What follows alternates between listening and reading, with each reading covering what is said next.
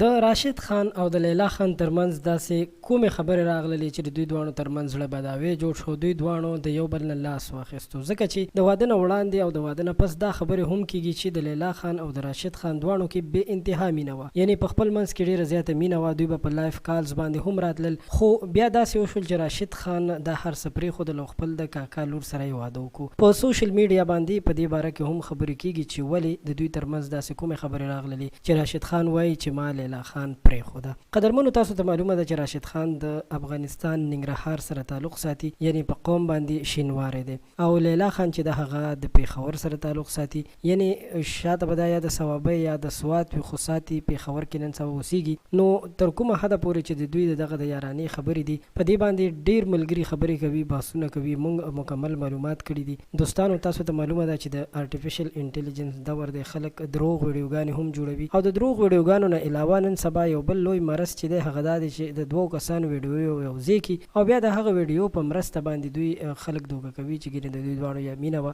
یا یې داسې کار کړی هغسې کړي دي. نو دغه ټولې خبرې چې کومې دي دغه دروغ دي. موږ مکمل معلومات کړي دي د دوی ترمنځ نه څه مینه محبت او نه داسې څه قصه وه. لہذا په ملګرو باندې هم غږ کوو چې د داسې دروغو قصو نه ځانونه هم وساتي او داسې دروغ خبرونه هېڅکله هم شیر نه کړي، ځکه چې تاسو ته خو دا عامې خبرې ښکاري، خو په دې باندې د یو انسان زړه ته ډېر زیات تکلیف رسېدلی شي چې یو انسان د خپل ځان نه هم نه وي خبر، بل کس ورپسې لګیا وي، هغه پسې خبرې کوي، یا وایي چې دا یې ښځه ده، یا وایي چې پلانکی سره یې مینه وه، اگر که هغه یو سلیبریټي دی، یو مالداره سړی دی، یو ښه کرکټر دی، خو بیا هم په زړه کې چې کوم درد وي، کوم تکلیف هغه ته رسي، نو هغه پکار دی چې موږ تاسو یې محسوس کړو او هغه پسې دغسې بېهوده یا داسې غلطې خبرې ونه تړو. نو که تاسو ما سره متفق یې ویډیو ضرور لایک کړئ. په آینده کې به تاسو سره د دې چینل له لارې تازه ترین اپډیټ شریکېږي. زموږ چینل هم سبسکرایب کړئ.